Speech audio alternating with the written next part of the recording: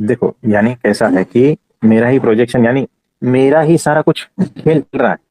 मैं ही किसी को जज कर रहा हूँ, वो वैसा है, वो वैसा है ना। मेरे भीतर का ही सारा कुछ कचरा चल रहा है, और उसी को ही मैं पर्दे पे, यानी सामने वाला है पर्दा ही है और कुछ नहीं है। बाकी सारा कुछ जो खेल चल रहा है वो मेरा ही चल रहा है।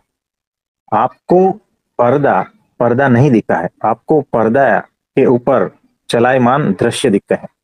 तो जिसने पर्दे को पर्दे की तरह देख लिया ना, वो मुक्त है, समझना।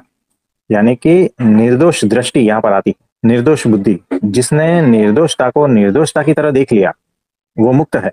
अब निर्दोषता के ऊपर आप प्रोजेक्ट कर रहे हो तो अपना ही प्रोजेक्शन है। यानी मेरा ही सारा कुछ खेल चल रहा है कि वो वैसा उसने इस तरह से ऐसा किया होगा क्योंकि उसके मन में ऐसा होगा। अब उसको तो पता ही नहीं है कि मेरे मन में क्या है। आपने भीतर भीतर ऐसा सोच लिया कि उसके मन में ऐसा होगा, इसीलिए वो इस तरह से सोचता है, और इसीलिए उसने ऐसा कहा होगा। ये सारा आपका ही खेल चल रहा है। आपका ही खेल है और कुछ नहीं है। किसी और का खेल है ही नहीं, आपका ही जगत है।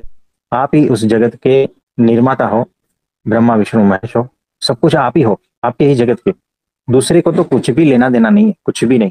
दुखी भी आप उसी में होते हो, सुखी भी आप उसी में होते हो। सारा कुछ दुनिया आपका ही है, और किसी का यहाँ कुछ है ही नहीं।